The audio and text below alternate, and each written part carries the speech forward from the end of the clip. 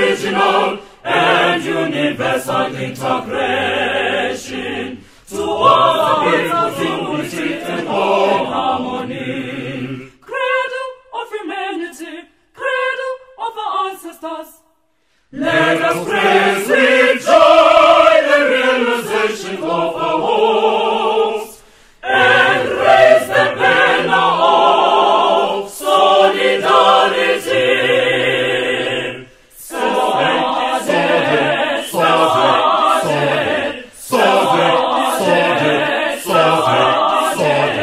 Dawn of our certainty.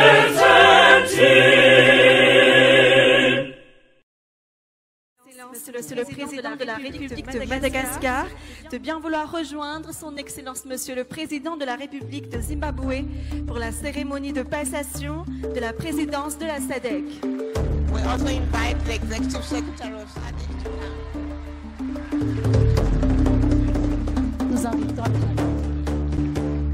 Nous invitons également le secrétaire exécutif de la SADC pour les rejoindre. Maintenant, nous allons témoigner la cérémonie de passation où son Excellence Dr Emmerson Dambuzo Mnangagwa va présenter le badge de présidence pour le nouveau président de la SADC, son Excellence président Andry Rajoelina. Le nouveau président est solennellement décoré de l'insigne de la présidence et recevra le maillot ainsi que la nominative du président, symbole de l'assomption officielle de ses fonctions à la tête de la SADC. I'm sure the chairperson was confirming the pin is actually inscribed with the name of the chairperson, and the next two of operational tools to be handed to the chair will be the gavel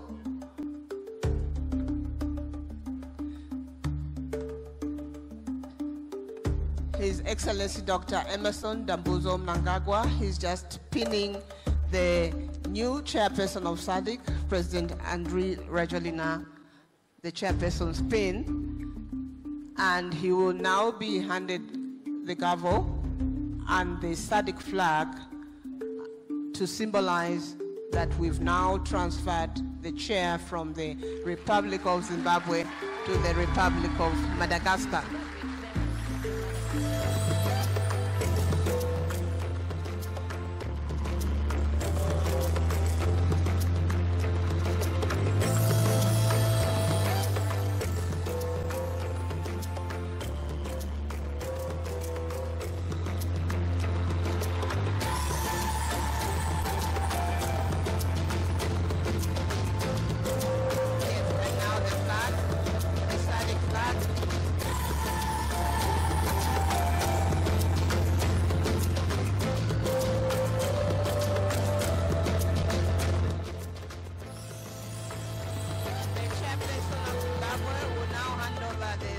Flag to the Republic of Madagascar.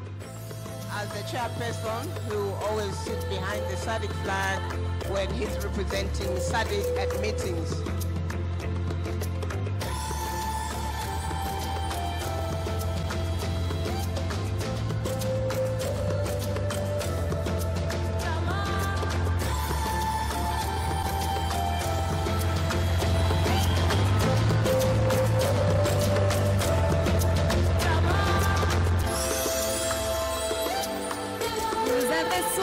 Félicitations à son Excellence Monsieur Andry Rajoelina, président de la République de Madagascar, à l'occasion de son accession à la fonction de président de la SADC. Thank you, Your Excellency. You may now take your seat for a cultural intervention.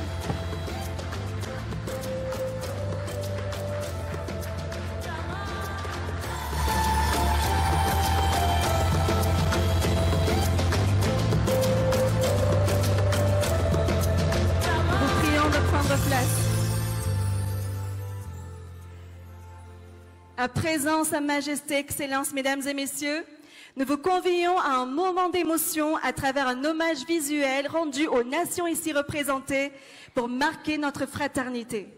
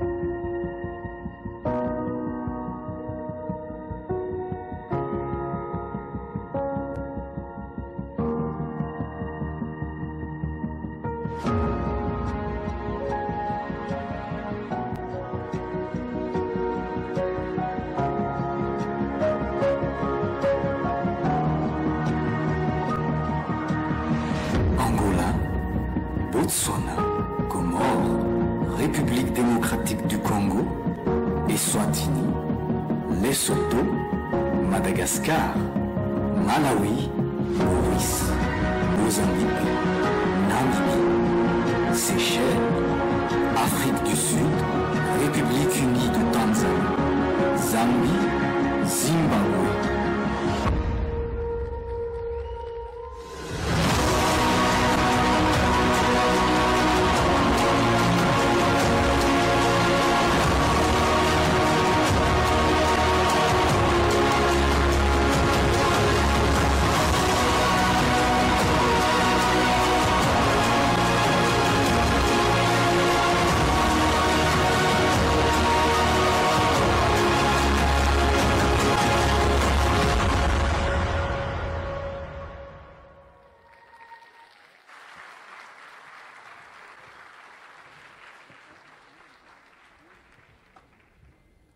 Nous remercions nos jeunes talentueux pour cette belle performance.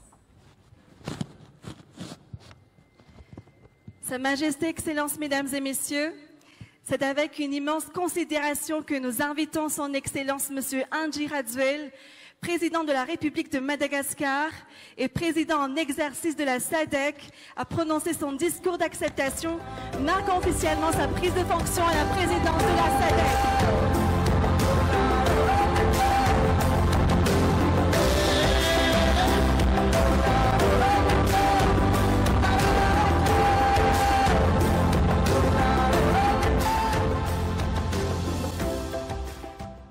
Vous avez pu apercevoir et constater que les Malagasy, notre jeunesse, nous avons le talent, le savoir-faire, l'hospitalité, et c'est pour cette raison que je disais tout à l'heure que nous vous accueillons les bras ouverts, mais aussi avec le cœur, avec les nations États membres de la SADC. Sa Majesté, Excellences, Mesdames et Messieurs les chefs d'État et de gouvernement, honorables invités, Rivoka Malagasy, Mesdames et Messieurs. En ce moment solennel, c'est avec fierté, sens de responsabilité, du devoir et de gratitude que j'accepte la haute mission pour présider la SADC. Pour présider, mais également animer, avec la volonté de poursuivre et de renforcer notre œuvre commune pour une Afrique australe plus forte, intégrée et prospère. Ce sommet est un moment historique pour Madagascar, car depuis notre adhésion en 2005, c'est-à-dire il y a 20 ans de cela, 25 ans de cela, c'est la première fois que nous accueillons un sommet de la SADC à Madagascar. Et j'espère que nous avons été à la hauteur de vos attentes, mes chers amis, chefs d'État et de gouvernement. Je tiens à exprimer ma reconnaissance et ma gratitude à Sa Majesté, à l'ensemble des chefs d'État et de gouvernement de l'Afrique australe, pour la confiance que vous m'avez accordée en m'ayant élu et en me confiant aujourd'hui la présidence de notre organisation pour l'année 2025 et 2026. C'est également avec honneur que je succède Son Excellence Monsieur Emmerson Mnangagwa, président de la République de Zimbabwe, dont le leadership à notre organisation, nous avons pu franchir des étapes importantes sous sa direction. Je salue ici son engagement sans faille dans la gestion des crises, sa fermeté dans la défense de nos intérêts communs et son attachement aux valeurs de la solidarité régionale. Monsieur le Président, vous avez tenu le flambeau avec rigueur et je m'engage à le porter avec ferveur et détermination. Majesté, Excellences, Mesdames et Messieurs, notre continent, le continent africain est uni par le ciel et le soleil qui couvrent nos pays, par la terre qui nous nourrit et par l'océan qui nous relie. Et c'est ce qui a inspiré notre thème d'aujourd'hui. Promouvoir l'industrialisation, la transformation du système agricole et la transition énergétique pour une SADC résiliente. Tel sera le thème durant mon mandat à la présidence de la SADC. Il est clair, ambitieux et porteur d'avenir. Il traduit notre ambition commune de renforcer la résilience de nos économies, valoriser nos ressources et assurer le bien-être de nos populations. Ce thème n'est pas un simple slogan, c'est un pacte, un engagement, C'est la feuille de route d'une région qui veut écrire son destin avec ses propres mains et pour ses peuples. Promouvoir l'industrialisation, c'est produire et transformer localement tout ce dont nos populations ont besoin. C'est également réduire les importations, innover, bâtir des usines et des chaînes de valeur régionales capables de créer des emplois décents et durables. Avec détermination, ambition et résilience, nous pouvons avancer vers l'industrialisation de nos pays avec des programmes nationaux efficaces et pointus. Et pour relancer notre croissance, nous devons aller plus loin, car aujourd'hui, le commerce entre nos pays ne représente que 18% seulement de notre commerce local. C'est trop peu. Il est temps d'industrialiser davantage, de mieux connecter nos économies et de renforcer notre autonomie collective. À Madagascar, depuis les 5 dernières années, nous avons emboîté le pas en installant des infrastructures et des parcs semi-industriels et industriels sur tout le territoire national afin de stimuler la croissance. Je crois fermement que le développement passe par l'investissement en misant sur le potentiel de chaque pays, son capital humain et la volonté politique de ses dirigeants. Par ailleurs, la transformation agricole est la clé pour combattre la pauvreté, car notre souveraineté alimentaire est le socle de notre indépendance économique. Alors, plantons aujourd'hui les graines de la prospérité, de la dignité et de l'autonomie pour que demain, nos peuples se nourrissent eux-mêmes.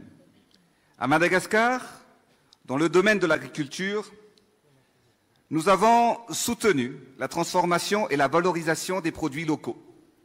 Nous avons initié le processus de mécanisation de notre agriculture et nous avons accompagné nos paysans en les dotant des semences et d'intrants améliorés. Notre objectif est de doubler, voire même tripler le rendement agricole, passant de 3 à 9 tonnes à l'hectare pour atteindre l'autosuffisance alimentaire. Madagascar dispose d'un immense potentiel agricole.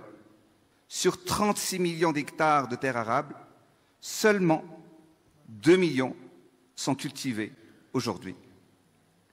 Mais en tant que 3e pays producteur de riz en Afrique, après le Nigeria et l'Égypte, nous visons à devenir le grenier risicole du continent pour appuyer l'autosuffisance et la souveraineté alimentaire régionale. Je souhaite que vous partagez une citation que j'ai écrite et que je répète souvent à mes compatriotes. Un bon père de famille est celui qui sait nourrir sa famille. Et un bon président est celui qui sait nourrir sa population. Et en tant que président de la SADC et président de Madagascar, je serai et je veux être un bon président pour notre population et pour notre communauté.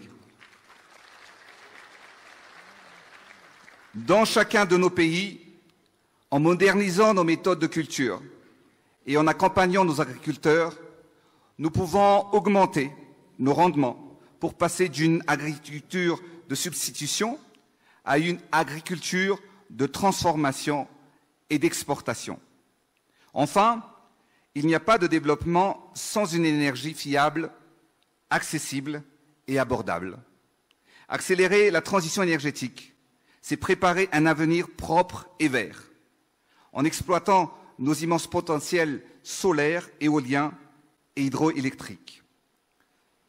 Si je prends le cas de mon pays, dans le domaine de l'énergie, nous avons lancé des projets solaires et hydroélectriques pour garantir un accès à l'électricité au plus grand nombre et accélérer ainsi la transition énergétique et afin d'atteindre une production à 70% vert d'ici 2028.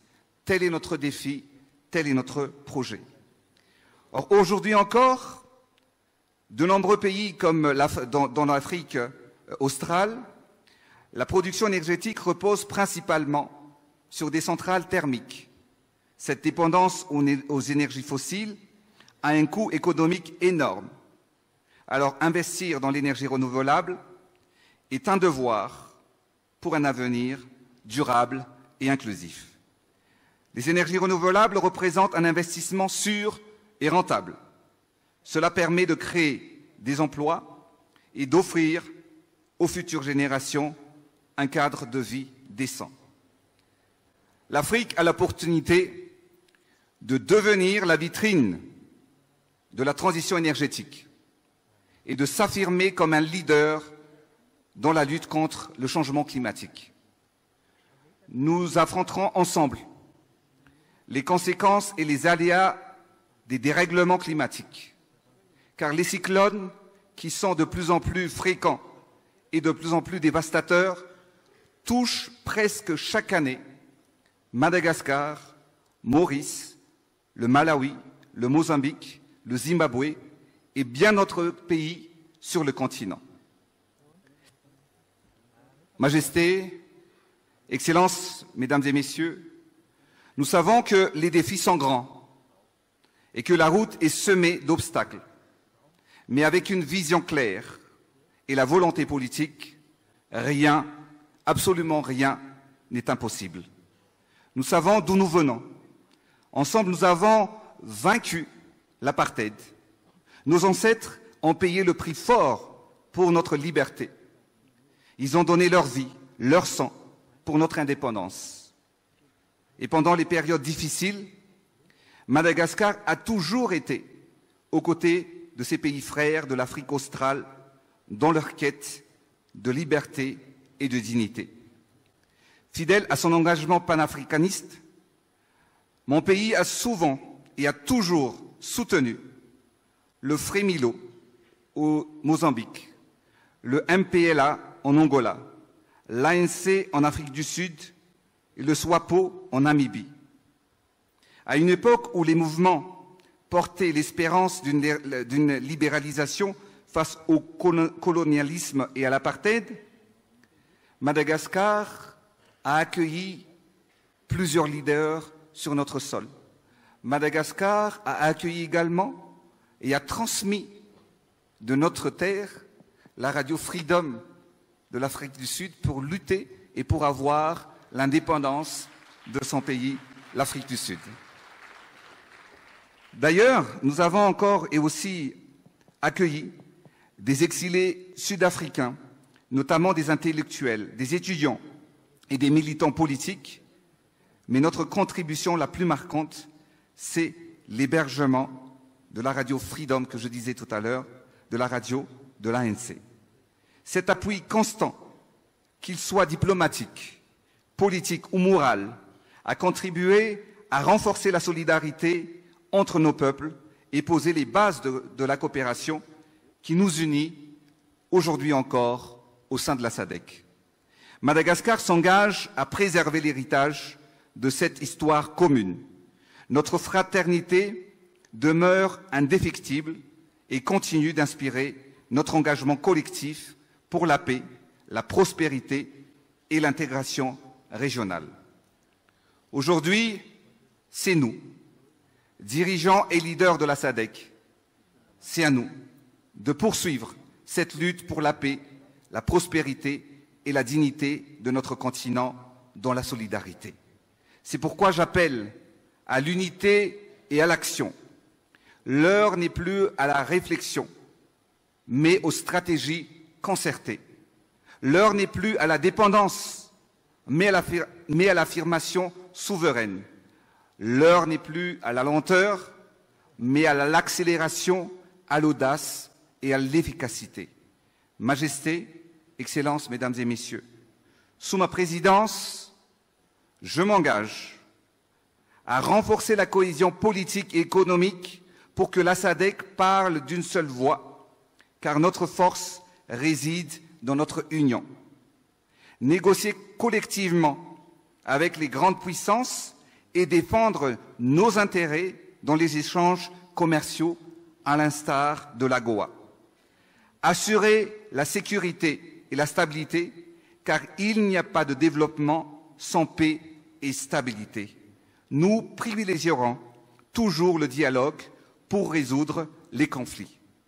Nous allons également accélérer les projets industriels et énergétiques d'envergure régionale et faire de la transformation agricole une priorité pour que le Sud puisse se nourrir par lui-même. C'est ainsi que notre région se projettera avec confiance vers l'avenir. Mesdames et Messieurs, Excellences, le monde nous regarde, l'Afrique nous observe, nos peuples attendent des résultats. Alors travaillons ensemble avec détermination pour bâtir une organisation qui inspire le continent et protège l'avenir de nos enfants. Et si je devais formuler un vœu, il serait celui-ci. Une SADC unie et indivisible. Une SADC pacifique où règne la paix et la stabilité. Une SADC dont le développement est orienté sur son peuple en s'appuyant sur le potentiel des femmes et des jeunes. Et une SADC dont les valeurs patriotiques et panafricaines sont profondément ancrées. Chers leaders, frères et sœurs, l'histoire nous a appris que lorsque nous choisissons l'unité, nous faisons reculer l'instabilité. Lorsque nous cultivons la solidarité, nous faisons germer la prospérité.